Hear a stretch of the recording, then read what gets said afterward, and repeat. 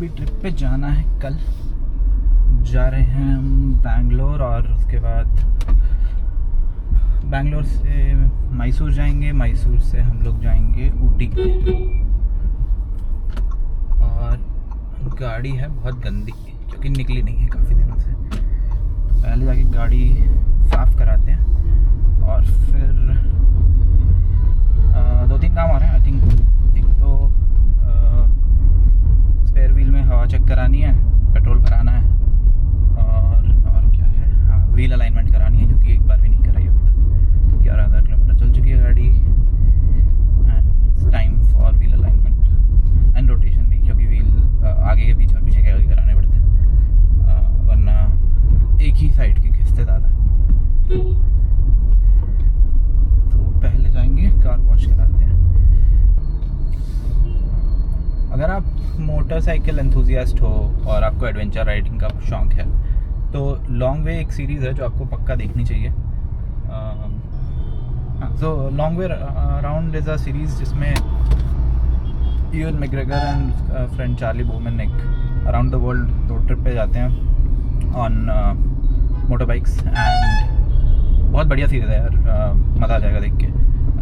वो लोग यूके से लेके रशिया मैडागान तक जाते हैं, देन वहाँ से एक शिप कराते हैं bikes to Alaska and then Alaska से न्यूयॉर्क तक जाते हैं फिर से। तो बहुत अच्छी सीरीज़ है एंड उस टाइम पे बिल्कुल they didn't have GoPros, they didn't have phones like smartphones, no cameras like GoPro and all. तो एक कैमरा क्रू और 2 सपोर्ट व्हीकल्स साथ में लेके गए थे। So and its actual true adventure, क्योंकि GPS नहीं है उनके पास, तो मैप देख के ये कर रहे हैं। They are not staying in hotels, camping कर रहे हैं मेजॉरिटी ऑफ द स्पेस में। तो बहुत बढ़िया उस हिसाब से, should definitely watch. Season 2 of this is about, season 2 का नाम है लॉन्ग वे डाउन, जिसमें वो लोग बीच में बोला गया था। सो हाँ, season 2 is called long way down, जिसमें वो लोग यूके से लेके स्कॉटलैंड से लेके अफ्रीका के बॉटम तक जाते हैं, केप टाउन तक जाते हैं and that is also very good. It came out in 2007 I think. तो बहुत बढ़िया।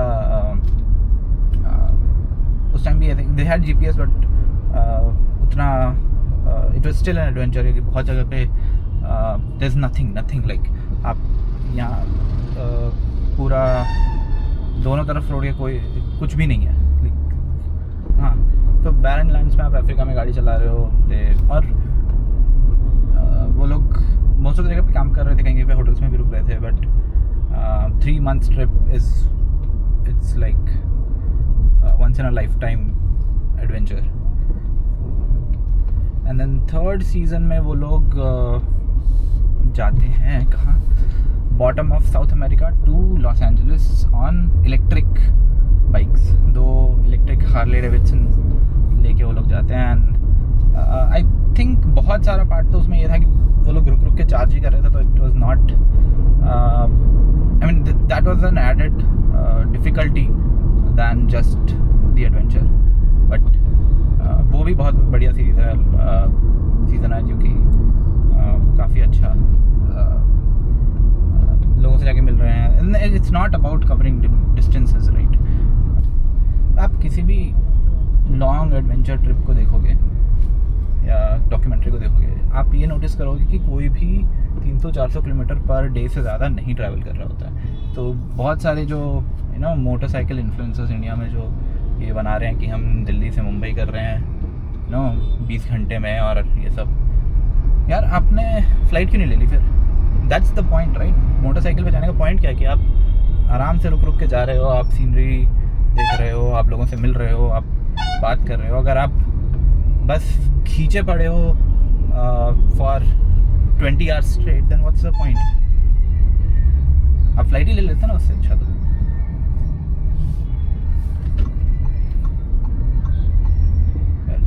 आई think that's one of the major issues with motorcycle influencers अभी के टाइम पे, कि उनको ये करना है कि बस ये टॉप स्पीड मार लें, ये हम इतने डिस्टेंस को इतने टाइम में cover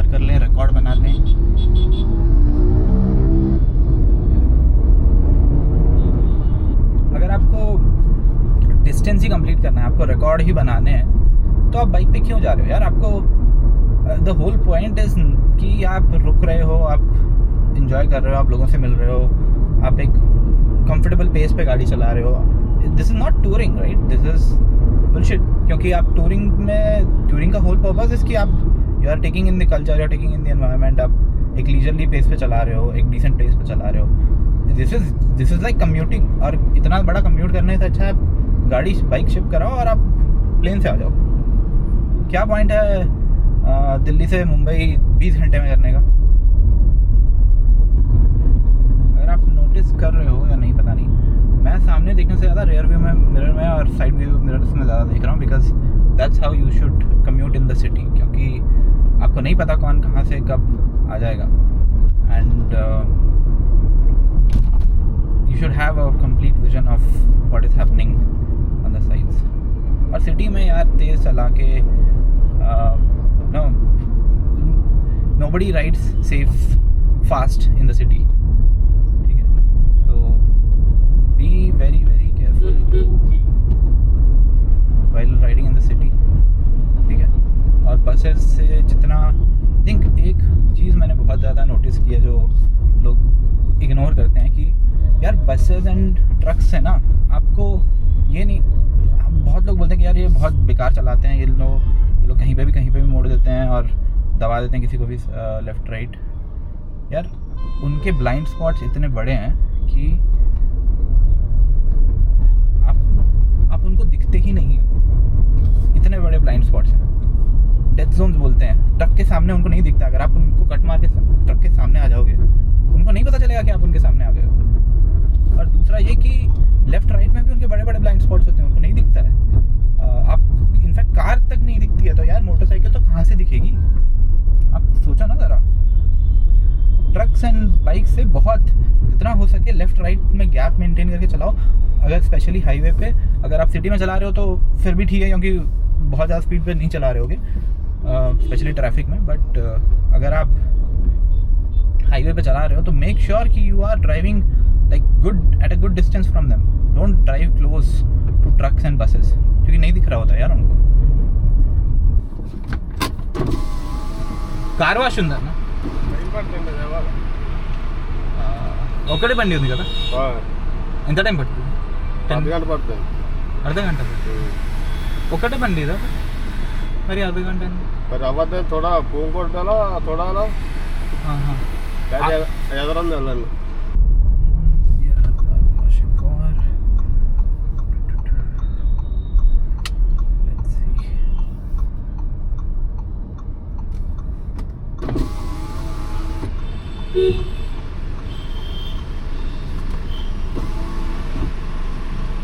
car wash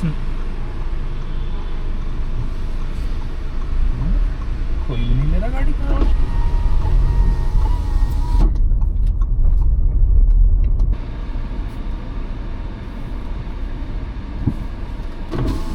car wash पीछे.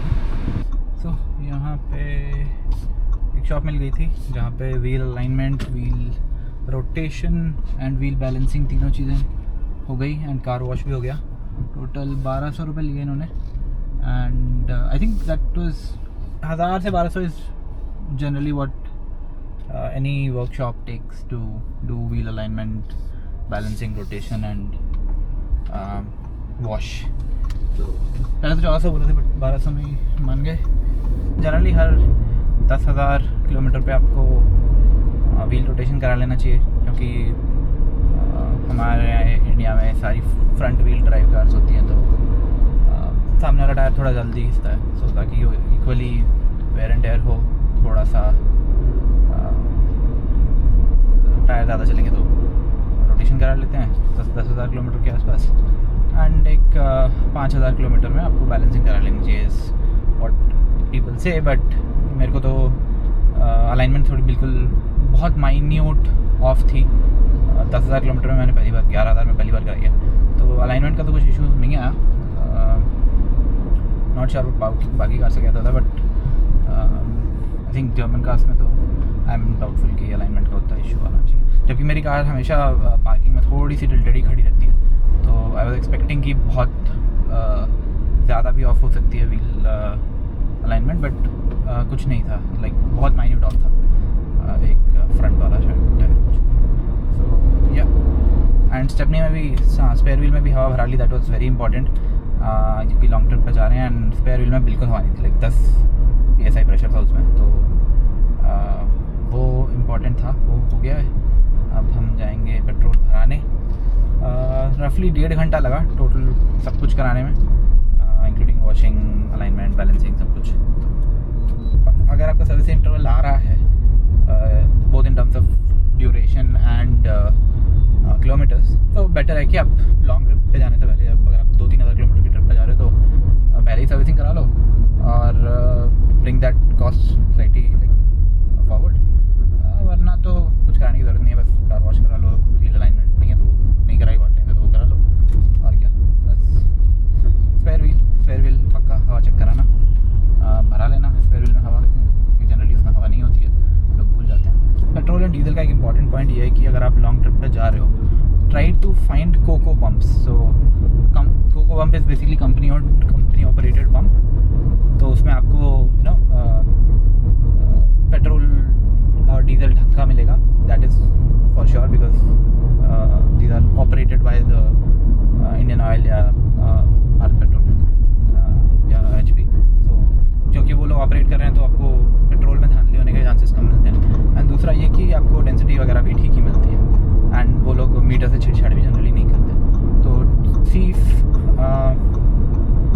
आप ट्रिप से पहले ही पेट्रोल भरा लो तो बेस्ट है, and try to find company owned pump. मैं तो जनरली यहाँ पे एक कोमपल्ली में इंडियन ऑयल का कोको पम्प है, मैं वहीं से भराता हूँ हमेशा।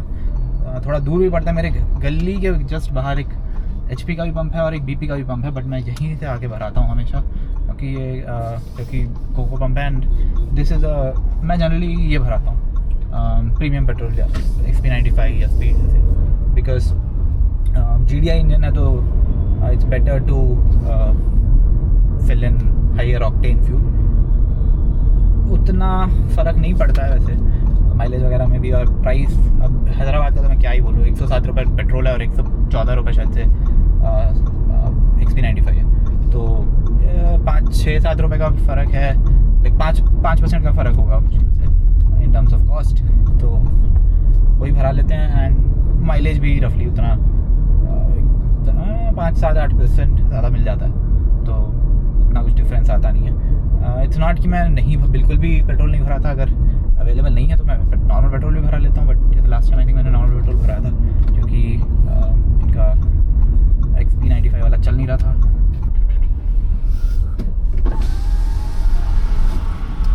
XP95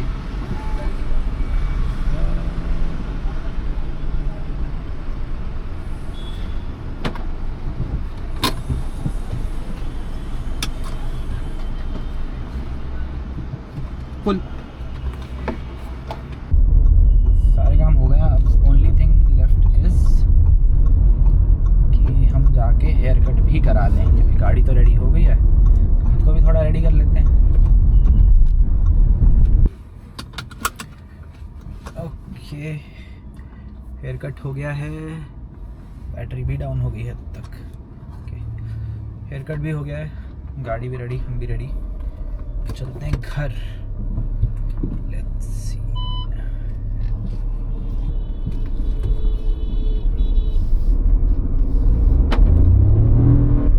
बिना मतलब हॉर्न मारे जा रहा है भाई, निकल जाऊंगा 2 सेकंड में। हाँ, it's a good way to not get rage baited by Indian traffic is to count idiots. तो जब भी कोई ऐसे स्क्विड वाली हरकत करे या फिर ऐसे बेवकूफ़ों वाली हरकत करे, तो बस आप काउंट करते जाओ कि कितने लोग आपको उस दिन मिले